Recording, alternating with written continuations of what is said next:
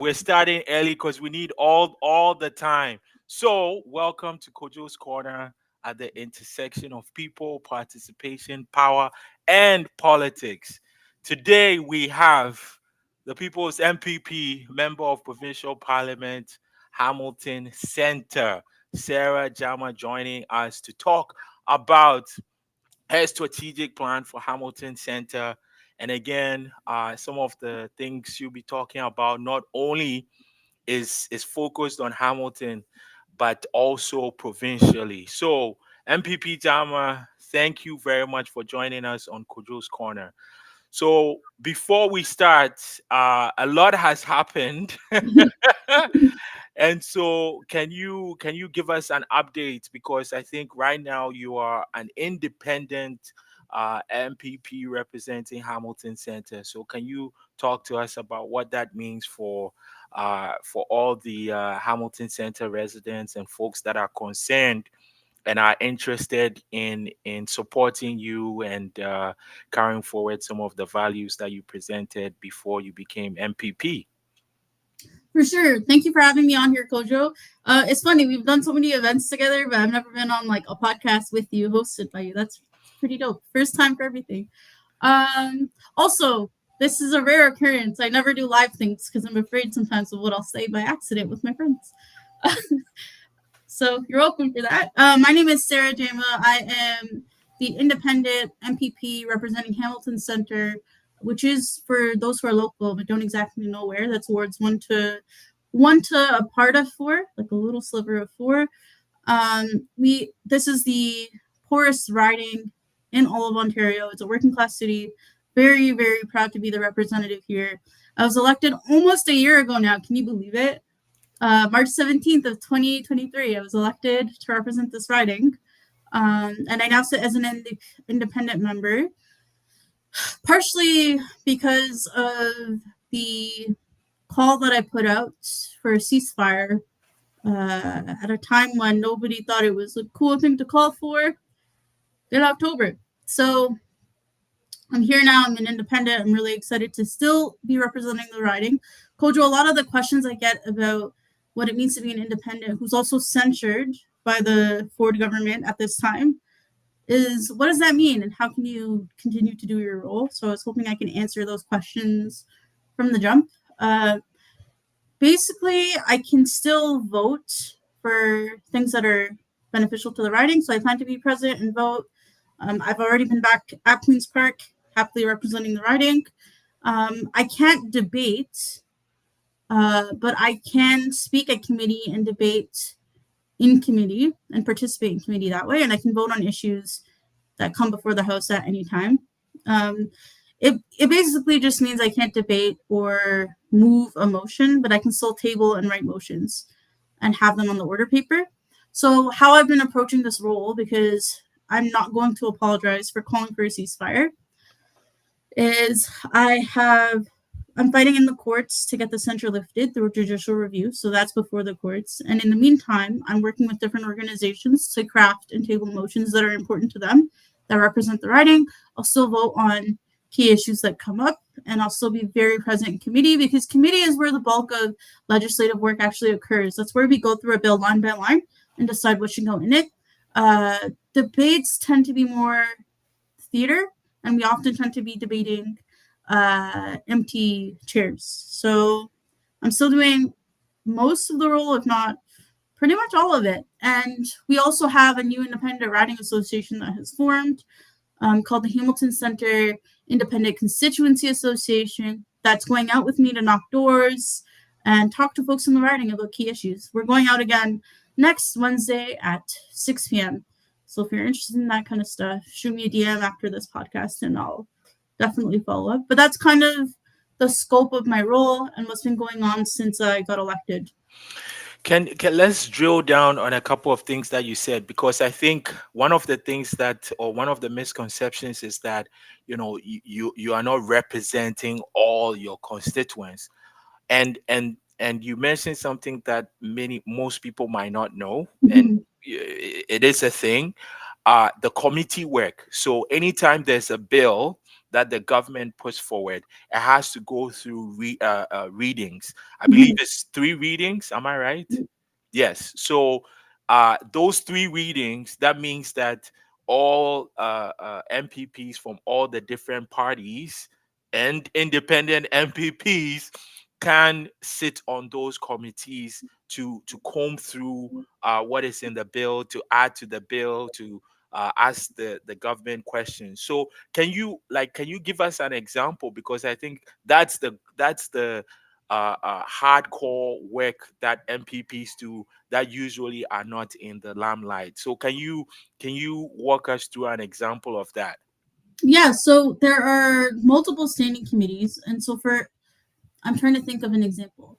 So let's say I put forward a motion, or more specifically a bill. Let's say I decide to craft one with community, I put it forward. I would talk to an ally, either another independent or someone from the official opposition, who I've reached out to already about collaborating in the future, and many folks have been open to it. They would move that bill because I can't technically move it. It would go through debate and often would get sent back to committee for review, for changes. And at that point, I can participate in the line by line discussions of a bill, um, before it's brought back to debate between the larger house. And most of the time, when people are debating within the larger group, it's not every single member who's sitting through a debate. It's specific members who are supposed to sit through a debate at any given time. So not everybody is participating in all debates regardless. Does that answer your question? Yeah, yeah, and I think again, this is for the Mhm. for folks that are watching. The other piece that I wanted to, and I know I've heard you say this a number of times, even Mhm. on other platforms and interviews, is the theater of the debates. Can Mhm. you expand on that? Because I think even on the federal level, the Samara Democracy Center have talked about how question period or question time, whether it's at the federal or provincial, it's just about theater. Can you expand on that a little bit so that folks watching can really understand what you mean by that? Absolutely. So every day, Monday to Thursday, there's about an hour of time allotted between 10:30 and 11:30. Sometimes it goes to 11:45, where independents and the official opposition get allotted time to ask questions to the majority government. The government also gets time to ask questions to itself as well within that time frame. And it's usually you get 50 seconds to ask a question, and then there's a 50-second response about important government issues or bills that are coming up, or just key issues for that week. Um, Most of the time, everything is pre-scripted, in terms of the question that's asked, because you want to make sure it's asked within the 50 seconds.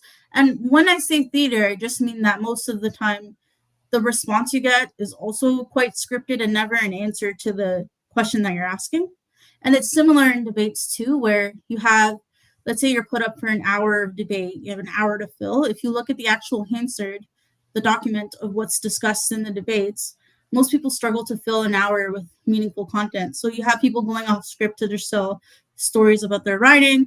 And these moments are used to grab clips and videos of participation at Queen's Park. So I posted questions that I've asked as well. But you very rarely see people post like the answers that you get, because it's filibuster or it's not anything meaningful in response to the question itself. You can also submit written questions, which I'm still able to do to the government to get a response. But most of the time, the work that happens in these spaces are not during those 50-second clips. It's everything before and after. It's in interpersonal meetings or it's in the committee work. But that 50-second question and that video clip that you get is not going to make or break policy decision making in that moment. And so that's why I say it's theater, because you often see grandiose responses from the government, or them applauding, clapping for themselves, or like applauding themselves or patting themselves on the back, Mhm. for the work that they're doing while evading questions. And it's to show that they are in meaningful dialogue with the rest of the house. But I say it's theater because a lot of the time people are heckling each other, people are laughing really loudly, um, and it's just for show most of the time. And so I don't consider missing being able to speak at that moment, being able to not do the job. I think the important part of the job is everywhere else and not in the moment where I can clip myself trying to have a gotcha moment to Ford or whoever else. I think I don't really need to be. I think my platform can be used in other ways to discuss key issues with people in Ontario or in the riding. I could just spend that time knocking doors rather than trying to get that 30-second clip of everybody clapping like a seal. And it's very interesting because the fact that you mentioned that sometimes these are scripted. I think this week Oh, where they're was always scripted. I think it was this week where there was a question around Bill 124 in terms of like the being unconstitutional, and the response was again a non-response. So I think people need to start tuning in to how it everything is scripted. And I would also say that the media also amps those clips up, so you have to dig deeper to really see what's going on. Well, So the media has like specific seats in the gallery, so part of their job, the offices in Queens Park, is to clip that. Because mhm, back in the day, like that form of media, especially written paper, was much more important than it is now, I would say. mhm, And yeah, the whole thing is scripted. Nobody ever expects a real response. And I also wanted to add that Doug Ford himself is often not in his seat. I mhm. used to before I switched my seat because I sit on the other side of the room. Sit very close in eyesight with Doug Ford, and he very rarely was even in question period. So you'll have people asking questions to the premier, and I've done that too, pretending to talk to Ford, but he's not actually there. Mhm. Yeah, I mean, not many people get an insight into what happens at Queens Park, because obviously, if you live in Hamilton, you got to work, you got to do all the other things you have to do.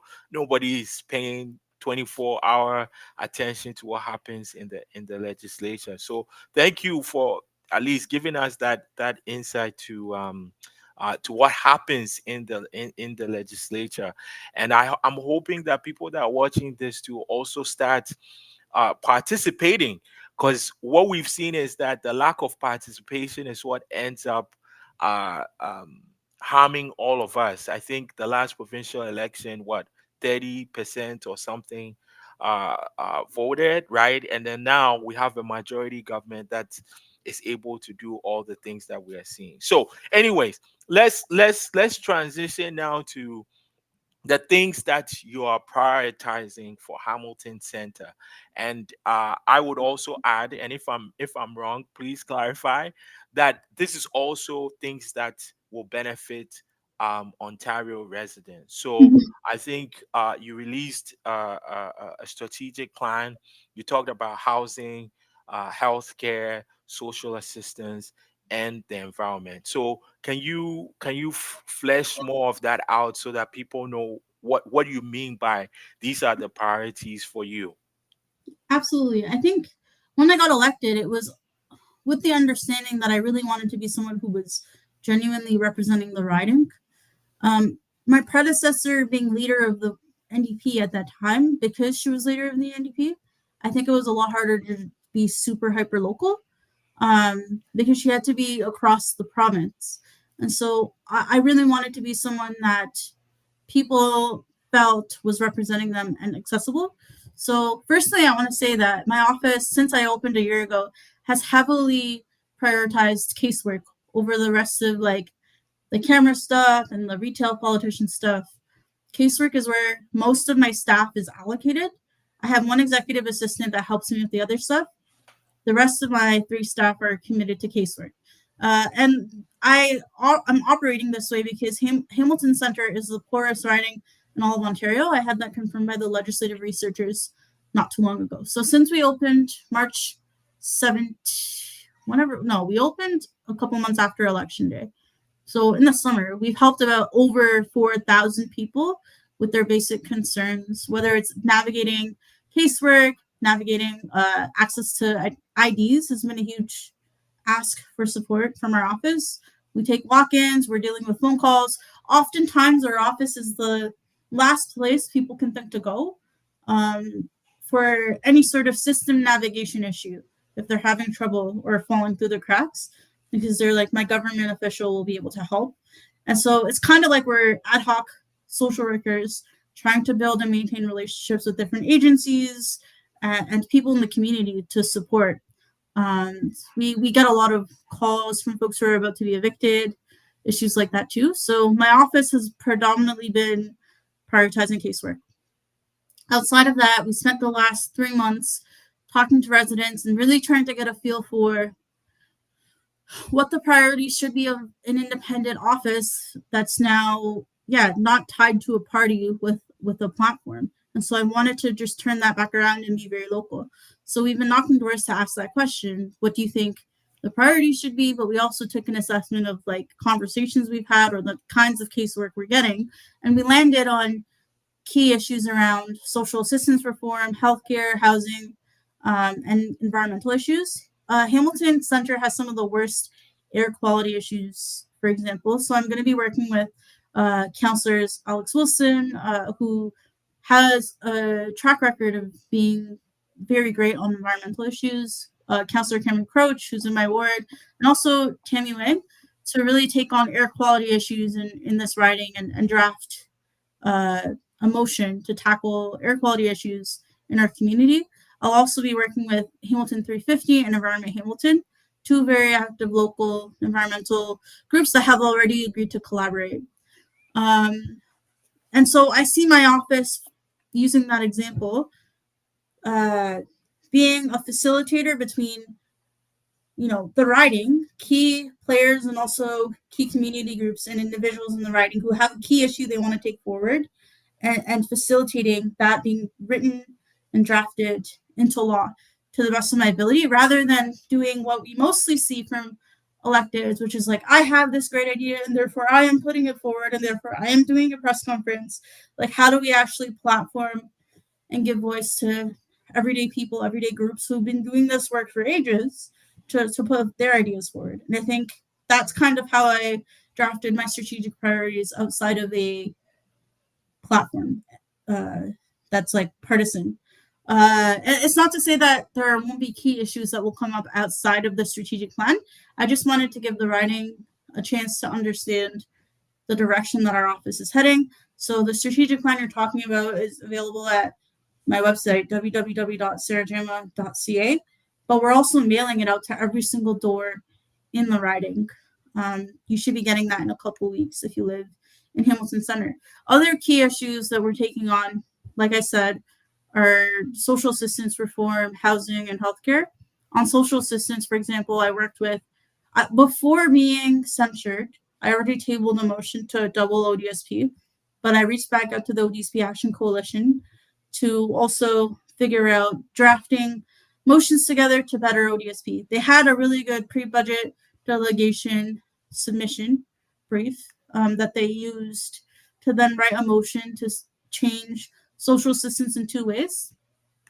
The first way was making sure that the housing benefit portion of OW, Ontario Works, and ODSP were tied to the average market rent in the area that you live in. So if you're on social assistance, you know that it's impossible to find a place to rent on those wages, whether you're on ODSP or OW. And so they're asking that we don't just look at it as a lump sum. We tie the housing portion of the benefit to the rent costs in the area that you live in. Like I said, Hamilton Center is the poorest riding in the province, and so we get many calls from people who are being evicted who actually are on social assistance.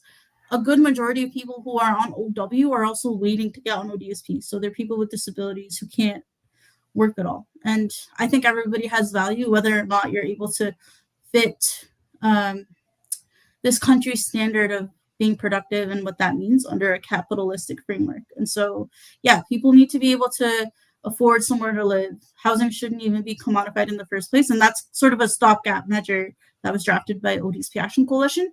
The other thing that they put forward that we put forward together was getting rid of the clawbacks that you get if you get married when you're on ODSP. So right now, if you're on ODSP and you marry someone, you lose 50% of your ODSP benefit, and that's a really archaic way to look at marriage, and it's why 90% of people on ODSP remain single because they don't want to receive a clawback like that. And you don't really see that for any other government service. It's a bit random, and it falls into this infantilizing idea that the person you marry is supposed to be the person to quote unquote take care of all your needs. Untrue. And two disabled people could get married, and then you get your benefits clawed back. What does that serve? Um, okay, that's social assistance. I Can talked can a little bit about air can quality. yeah, can let's stay on the social assistance for a Okay, second. sure. You mentioned something, and I'm you know me. I like to quantify and factify. Mm-hmm, Factify might be a new word. Factify some of the things you're saying. So mm-hmm. you said that Hamilton Center is one of the poorest ridings in the whole of Ontario. So It's the mean poorest. yes, meaning the average income is I think 60,000, and then for the average for the whole province is 90. So Mm-hmm, we're looking at a 30,000 difference, right? So when you talk about a riding that's the poorest, rental evictions that are happening in high rates, and if you follow the news in Hamilton, landlords going on lavish yachts and whatnot and shutting people's water down. And if we look at what's happening at Gore Park, St. Patrick's Church, mm-hmm. where we are seeing long lines, and again, most of the folks we see have are people with disabilities. Like I understand why this is very important, but where is the connection between the province and what's happening municipally? Mm-hmm. Because at some point those two things need to start working together to ensure that people are not houseless, and people are not losing their partners in RVs on Barton Street and facing notices of trespassing. Like, Yeah. you know? Mm-hmm. Like, I think on the housing front, one of the things I want to take on with Acorn Hamilton is the landlord tenant board. That's a huge issue in terms of that process being manipulated to and used in a way that it like the system is broken, and so a lot of people are being harmed through the landlord tenant board as it is. I'll be attending a landlord tenant board hearing in March with folks who live not too far from my office to see for myself what it's like, and then I'll be working with them through Acorn Hamilton to be writing legislation that they think is important that can influence that process. But we also need rent control.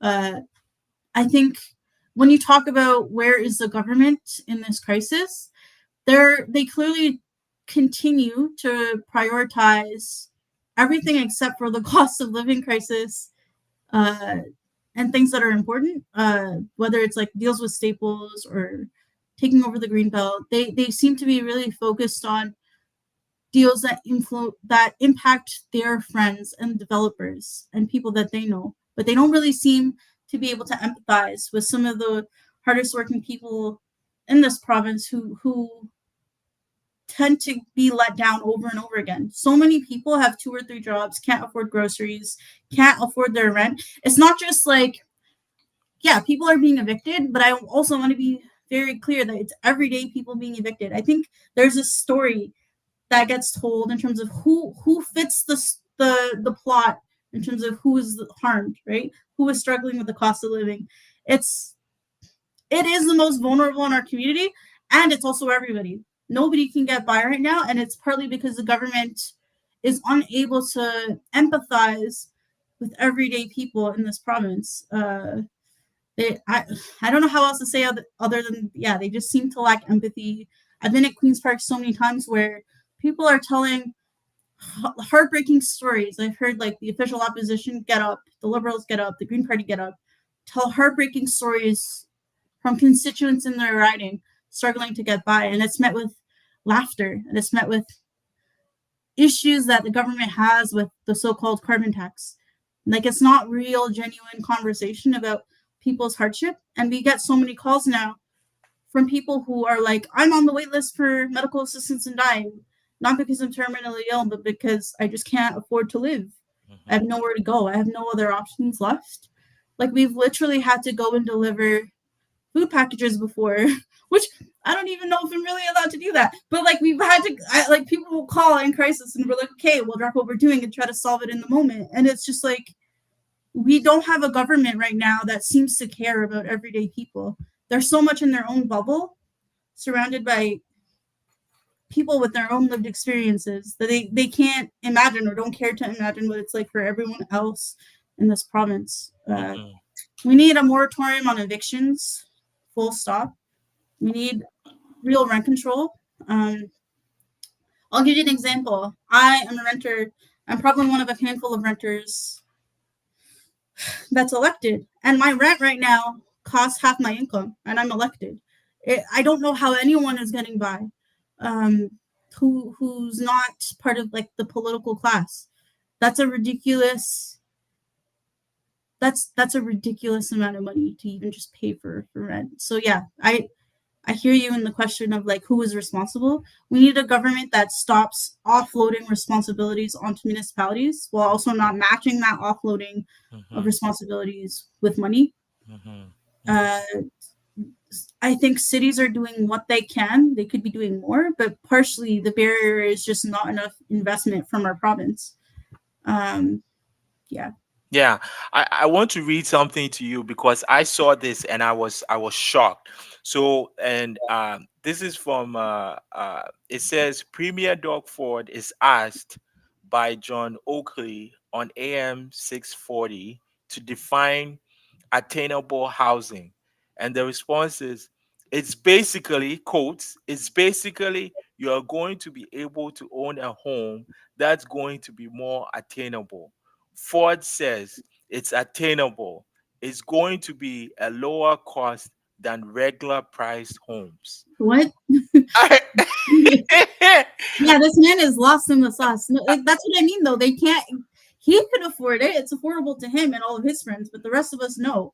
Like, so I think he either doesn't care or he's completely dense. Truthfully, at this, like, we need real investments into public housing. We need co-ops, and truthfully, if I'm being real honest, I think housing should be free. I said that before I got elected, and I'm saying that now.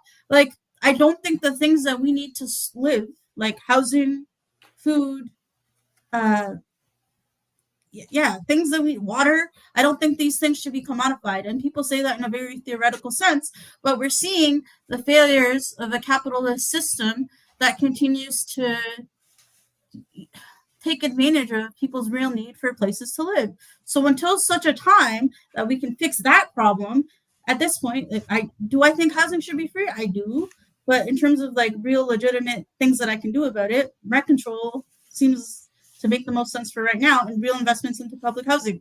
But I don't think an environment where people have to pay an arm and a leg or go sell their organs in a different country to try to put a down payment on a house makes sense. And we have a premier that says that it's attainable. It's just not.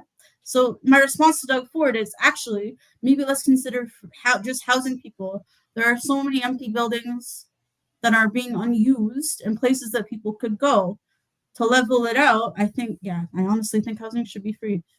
Yeah, I mean, I read that and I was like, the part that even gets me is it's attainable. It's going to be lower cost than regular priced homes. What's a regular priced home? And you talked about this idea that sometimes when they are talking, they are thinking home ownership, and they forget and it was in your briefing or in your material. 60% of folks in Hamilton Center We're are renters. renters, right? Mm-hmm. So even the math is not mathing, if I can say if I No, it can say doesn't. that. So it's very troubling when we are in a housing crisis. People don't have houses. uh there's complaints about encampments. We see people again, people, seniors that are really struggling. One missed payment, and that's it. That could take them onto a path that is unattainable. So housing, obviously, that's connected to social assistance. Let's transition into another important, huge crisis, that's healthcare. Where are you on that? what, Mhm. what can we expect? I got in touch with the Hamilton Family Health team not too long ago to hear from what their priorities were. They had a really good submission, a pre-budget submission, and right now it seems that the priority is just funding. People are being underpaid. There are nurses who are living in their cars. People are expected to carry the weight of our broken healthcare system on their backs, and then are being vilified for moving into the private sector, which is a crisis that Doug Ford and his government manufactured. They underfunded strategically our healthcare system and then said, oh no, this thing is broken. We have to put money into the private healthcare system that they're now funding instead of funding our public system. So people cannot, they're waiting in their ERs for hours at a time. Most people don't have a family doctor that's reliable, if they have one at all at this point. And yeah, our healthcare system is falling apart before our eyes. We need our government to stop funding the private sector and put money back into the public sector so we can fairly pay workers and nurses and PSWs who are doing some of the hardest forms of care work. They're not exactly all nurses and they're not doctors, but a lot of them are doing the hardest forms of care work in our community, and it's completely falling apart. There's not enough workers. The retention is bad. Uh, I would even say the training is not where it should be at times because the system is falling apart on top of itself. We get so many calls in our office specifically about the lack of an ability to retain PSW workers who are reliable. And it's because Doug Ford has created an environment where these jobs are often unsafe, they don't pay well, and it's much easier to move into a private system with better hours and more pay for a lot of people. Um, so I see my role as continuing to advocate for a public healthcare system and really helping to draft legislation that prioritizes care work in the framing of understanding that we will all need care work one day. I don't care if you're disabled now. If you're not, you will be one day. We need to create environments where people can age in their communities, where we're not discarding people, we're treating them poorly or allowing them to be treated poorly just because they're seen as less valuable because they can no longer work when they do age into disability or if they're born with a disability. We live in a system that just doesn't prioritize different bodies and different ways of functioning. And we're seeing that in the ways our healthcare system is being allowed to fall in on itself. So, yeah, I see my role as being able to push for more funding for healthcare and seeing what we can do about getting specific Hamilton Center funding as well over the course of my term in the places that matter the most. Hmm. Yeah, again, I maybe this is just an understatement, but I just can't fathom.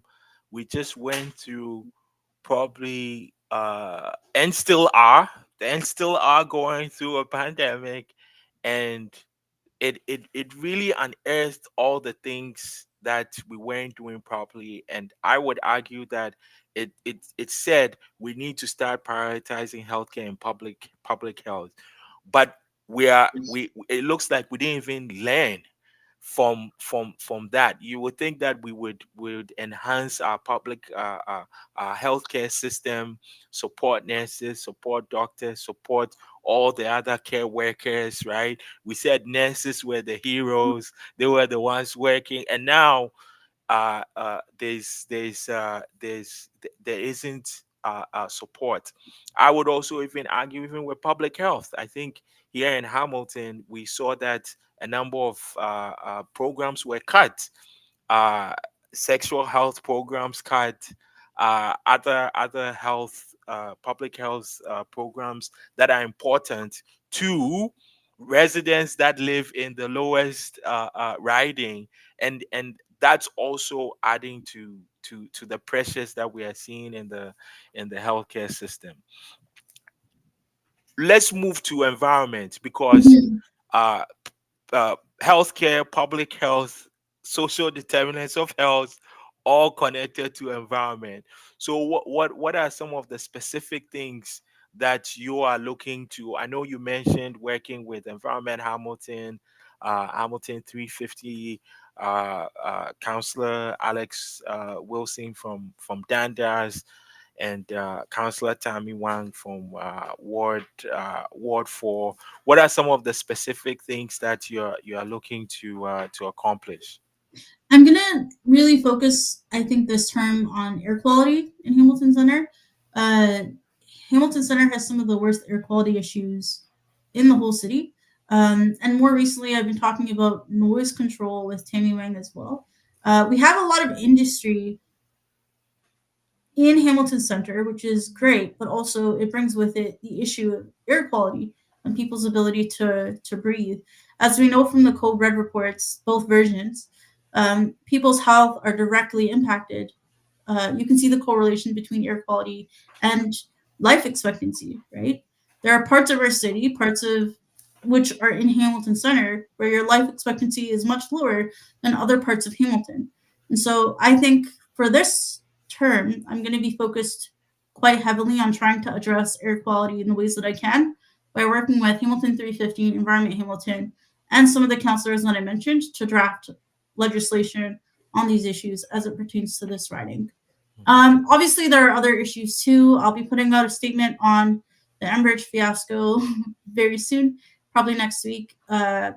And this strategic plan, even though I'm listing priorities, it doesn't mean I'm not going to focus on other issues as well. I have been very vocal in terms of the need for to protect our greenbelt spaces, and I'll continue to do that. I put up a statement a couple days ago with community organizations around Ford's Get It Done Act, um, and I'll continue to be responsive around climate justice issues that impact our community.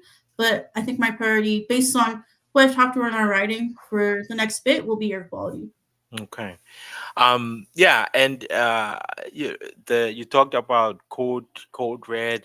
I think that's an old report, but the results are still the same, and I would even say that it's even uh, the the gaps have even widened because of Mhm. what we saw during the pandemic. So um, what I wanted to ask you, or maybe transition to, is how can Hamilton Center residents connect with you and stay involved? And Mhm.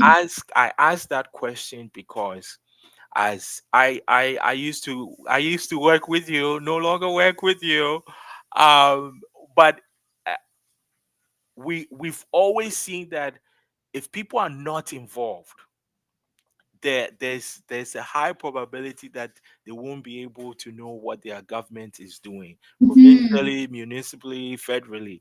So now that you're an MPP, an independent one, by the way, how can folks get involved, whether it's with your office or with some of the priorities that you've outlined here today? How can they get in touch with your office? What would you suggest they do? How can they connect with some of the other things that you are working on in Hamilton?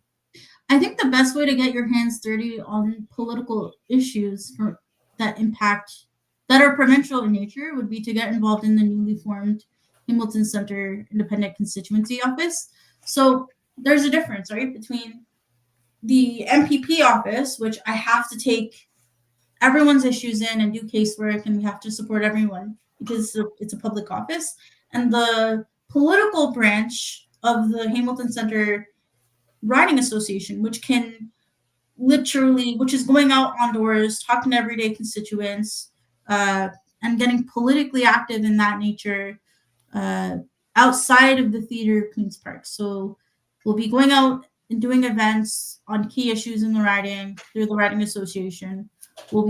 There's about 60 active members so far, and we're looking to expand it. So if you have the energy and the time and you can commit to a monthly meeting, we have an outreach committee in the Riding Association right now. I would really urge you to get involved and meet cool folks there who care about provincial issues and are channeling their energy through the Riding Association. I can post up the information on my account after this call. That's one way. Another way is if you're interested in not like the the hands-on work, political work of the Writing Association, but you're more interested in research and you want to help with motions and ideas to be tabled at Queen's Park. Um, we are going to be launching a platform online for people to submit their ideas for different motions that we should table. MPPs can table an unlimited amount of motions. You only get one date to debate your bill anyway. So I want to put forward a ton of ideas for anyone who's elected to take up if they want to take up and move. If not, my next ballot date is in 2025, regardless, and I'm hoping that the censure will be lifted by then so I can debate. Until then, we'll be creating a submission platform on our website, which I'll launch very soon. And that's the best way for people to submit their ideas for me to table motions or even submit written questions to the government as well. So I'll keep you posted on that, Kojo, and anyone else who's interested in that. But I think the fun stuff is the Riding Association work, because that's when I believe people power is more influential than the theater at Queen's Park. So yeah, it's great to put your ideas in front of Ford. Will they vote on it? Probably not in our favor. Doug Ford and his folks only tend to listen to ideas that are put forward by themselves, right? And we're in a majority government.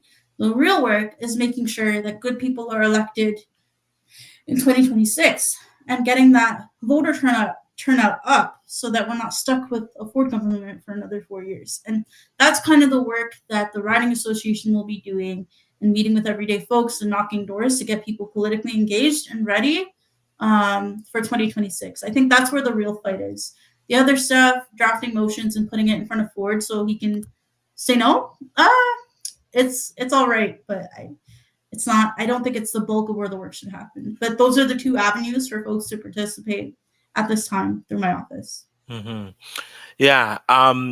Just speaking on that, we had a question. I'll put it here so that you can see it. I mean, you've probably talked about it, but I just wanted, we're people show. So when somebody asks a question, we gotta make sure.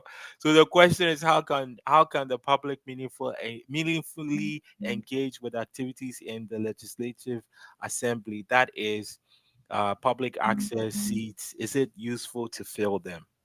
Yeah, I promised Layla a tour like months ago, and I didn't follow up. Well, So that's why the question is there. Oh, we lost MPP. It must be the internet. We will wait. We'll wait for MPP to log back in.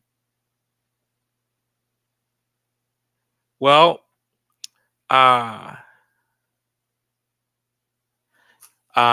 I hope those of you watching, this has been an exciting and informative show to see what MPP Jama is working on in terms of the priorities that. Oh, there we go. There we go. We see MPP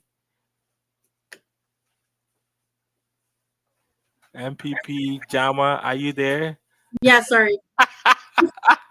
This is live podcast, folks. This is Sorry. what happens. This is what happens. I'm You in my know. office, but I didn't plug it in because I don't know for what reason. My bad. It's all good. So you were answering Layla's question. Yeah, so the public gallery is open at any time. The most interesting part to come see is question period. So that's the theatrical part where everybody's yelling at each other and pretending to answer the questions and calling each other out of their names without actually doing so. And the most respectful way possible, people are the most outrageous. So that's between the hours of 10:30 and 11:30, sometimes 11:45. But anyone can go and access the public gallery, so long as you're not wearing any political materials. You're allowed entry. You can also enter at any point, really, uh, but sometimes it's just boring. And also, I'll give you a tour. Message me again, and I will tell you when I'm back. I'll be back on Monday. So, Okay, good. Um, we have about 15 minutes or so. So I wanted to talk about 2026. mhm, You've mentioned it already. Where do you see the future of the province? I know obviously your eye is on Hamilton Center mhm. and Hamilton in general, but in 2026, how do you see the future of this province? Because now I think the showdown is formalized. We have Doug Ford, Mhm. we have Marit Styles, we have Bonnie Crombie, we have um, Mike from the Green Party. Mhm. Am I missing anyone? I don't want anyone to come and tell me. No, So where how do you see things? How do you yeah? Where do you see the future of this province? We I are honestly am very worried about another Doug Ford majority. Um, a majority conservative government just means that no matter how much we debate, no matter how much we put forward good ideas, they have 80 seats. They're able to pass whatever they want into law at any given time. And you saw that also with my censure, which every party voted down except for the conservatives, and it passed. So there's a very it's very easy for, in my opinion, abuse of power to occur because they just have so many seats. It's very important that he's defeated in the next election, or there's at least more of a level playing field where it's not a majority. So real ideas are actually considered and honest debate can actually occur. I worry about what it means for our healthcare system, our education system, both of which have been extremely underfunded funded and gutted. I worry about all of our transportation systems, which, yeah, I just think the province is heading in a really terrible direction under Ford's leadership. And we don't have any other choice but to vote him out. I know a lot of folks are tired of everybody saying that every election, that there's a lot at stake, and a lot of people have tapped out because they feel it doesn't influence them anyway. But we're seeing the very real impacts on opting out of voting, of not seeing voting as a form of harm reduction at this given time until such a time where we can replace this political system in its entirety. I don't think the revolution will be led in the West. Uh, so until such a time, like, it's important for people to do what they can to not allow for another 4 years. And so in 2026, I'm really hopeful that he's defeated. Um, I know there's not a lot of political options. Like, I do hope that the official opposition forms government. Uh, I know many people would be surprised to hear me say that. you just you are gonna break the Ontario internet He's sphere like, oh my by god. saying that. Well, I don't think it's a surprise. Like, it's not like, yeah, I hope the NDP forms government because there's a lot to lose. And I know things have been rocky.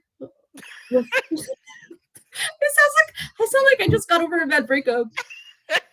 Listen, Doug Ford is his policies are monstrous, and it would be completely selfish for me to be like, everybody should not vote at all, and like pretend that I'm like gonna lead some sort of, I don't know. I Listen, I'm not the one to pick up arms and say like overthrow the entire thing because I am in a wheelchair. I will lose. So until such a time someone else is able to maybe sort of head down that road, I'm not the guy for that one. I'm just looking at the impacts of people who call my office every day in deep crisis, and remembering when I too was on ODSP not too long ago. Things are so dire. There was a time where food banks were just used by the most vulnerable in our Mhm, communities. There are everyday people using food banks. There are hospices relying on food banks in Ontario. mhm, mhm. Yeah.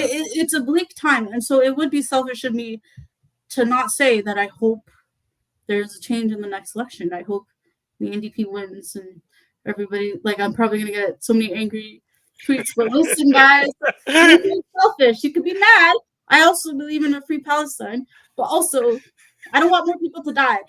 A lot of what I say has to do with not wanting more people to die. That's the case here too. Yeah. So I hope the NDP forms government. Hmm. And can you just explain shortly, because I think this is like a complicated discussion. When you say voting as harm reduction, what like what do you mean? Our political systems have not been built to save us. I never ran for office thinking I was going to save everybody, or that even anything to do with political systems were going to save everyone. Hmm. I think until such a time where there are alternatives, where we can organize ourselves to have general strikes, where we build enough people power to propose alternatives. Like, people keep tweeting at me and being like, "A new party, bro." Like, where? Like, who? Like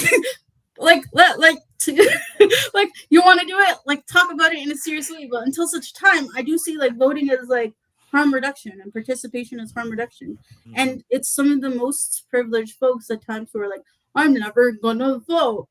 And it's just like, that's how we got here. People didn't vote because they were sick of this mess. Doug Ford campaigned on a platform that said buck a beer. Yeah, I know a lot of y'all who are mad right now don't even drink. So it's like, we did this. We did this. So what I'm trying to say is, like, yeah, harm reduction, the government's never going to save us. No matter who is in power, I think a lot of harm will probably be caused because we're operating in colonial systems Hmm. uh,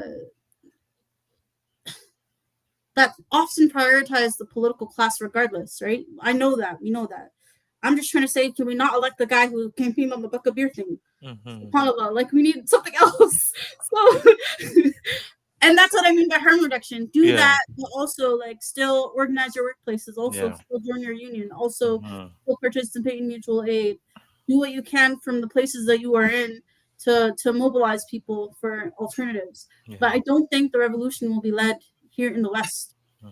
There's so many people that are lost. And if the revolution started with certain people here at the helm, I don't know if I'm gonna follow it, because I'm gonna be like, I don't know where I'm gonna end up with y'all after you overthrow everything. Like, what? It has to be led by my people too. That's a different conversation about, like, listening to indigenous voices and other things, because, like, Yeah. that's a whole other conversation that's important to have, not on this podcast. Yes. Yes. Adult is underrepresented, and we have to get rid of beer, buck a beer man. It just has to happen. Yeah. So, NDP, and please not Bonnie Crombie, please. So let's end on a lighter note. You know me. Thank you. Sometimes I take negative energy and I try and turn it into positive I energy. thought that was pretty positive. Yeah, no, it was, but I just sometimes, because I know you've been through things that some of us have never been through, but Why I just wanted to show this, and are turn it you into positive. showing that? No, because this is what happens, right? We're doing a podcast that is about Hamilton Center residents, and somebody just says, I'd rather get my teeth drilled than listen to her. And I'm like, cool. B- Nobody's telling you, nobody's forcing you to watch, nobody's saying you have to watch. But then these are some of the folks that are out there that are obstructing good work from happening. So my way of turning this negative energy is to say happy Black History Month, and know that MPP Jama, you are doing some work that is very, very important. There are lots of you're adding to the tradition of Black history here in Hamilton. There are lots of young people that are looking up to you and saying, if Sarah Jama can be my MPP, that means that I can do things. If Sarah Jama can start a non-for-profit organization to support folks with disability, disabled folks, I can start my own organization. If Sarah Jama can feed 10,000 Hamiltonians during a pandemic, that means that I can go out and organize, right? So Mhm. I the person that's saying, go do your thing, drill your teeth if you want to. But when we talk about Black history, this is what we are talking about. The fact that Black communities are always trying to improve the society that we live in, right? And sometimes we do it while thinking about other communities, but then we are seen as the divisive folks. We are seen as the ones that are causing trouble, the ones that are problem makers. So the positive note is, this is Black History Month. This is Black Futures. This is us celebrating Black women doing things for not only your respective community, but for Hamilton and for the province. Your motions that you talked about here today, this is going to be huge, and we are seeing that people are supportive. Mhm. We're seeing that people are saying yes, it makes sense that rates should be tied into the rent market price in people's communities and cities. Mhm. So uh, I just wanted to end on that note so that people realize that we are all doing this to better the city that we live in, the Mhm. province that we live in, the country that we are living in, even though we have to deal with harm reduction and all and all of that. So I just wanted to end on that note, because Mhm. sometimes we are you- I shouldn't say we, you Mhm. you are dealing with all of these things, and people underappreciate all the work that it takes, the team that you have at your office that are supporting people day in and day out, that Mhm. are also writing motions, reaching out to community organizations, hearing some of the stories that you wouldn't even think are happening in Hamilton, right? Yes. The long lines at Gore Park, which you have attended.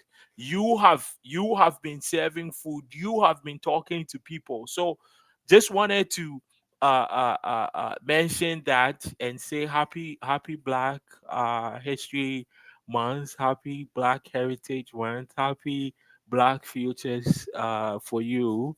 And I'll give you the last word. Wow, a lot of pressure. Thank you everyone for listening. Happy Black History Month. Also, at the very least, I hope I debunked some of the mythology on Twitter that I'm this big, bad, angry person. I genuinely am not. Half of the time, I'm a troll in real life. So, yeah, I'm just some person who cares a lot about a lot of different issues, and I hope that came across. And if you need anything, the way to reach me is at my website, www.sarahjama.ca. And to the person who wants to drill his teeth in, I too need a dentist appointment very soon, and I hope you find yours. Thank you. Much love, much love. I have Sarah's website. Please check it out. And again, if you are a Hamilton Center resident, please get in touch with Sarah's office. If you are not, and you are just living on the Hamilton Mountain, Hamilton West, Ancaster, Dundas, Flamborough, Hamilton East, Stony Creek, wherever you may be. There might be some folks that are not even living in Hamilton watching this. We appreciate you. If you want to connect with Sarah, please do so. There's the website. And I know that Sarah has been building community here in Hamilton. And sometimes that community overlaps with different folks, union folks, black communities, indigenous communities, and many communities, because she's one that is always about building, and that is what the black tradition is about: building, building better communities, building up black youth, building up our society. So yes, if you want to join that, you can connect with Sarah Jama. Thank you for listening and tuning in to Kojo's Corner, right at the intersection of people, participation, power, and politics. This episode was really, really great because this is the first time on Kojo's Corner we've had a politician talk to us. So thank you, Sarah. And Sarah started our Black History Month edition. We have some other Black women that will be highlighting in our Black History Month edition that is going to bleed into International Women's Day and International Women's Month. So stay tuned. Next week, Friday, we are back. Just follow our Instagram to know who will be talking with next week Friday and then the following Friday. You can find us on Instagram, Kojo's Corner, X or Twitter, whatever it's called, Kojo's Corner, YouTube, Kojo's Corner. Subscribe. Thank you very much. And thank you, MPP Jama, for spending an hour with us. Bye, everyone. Thank you, Kojo. I'll see you tomorrow. Bye. Bye.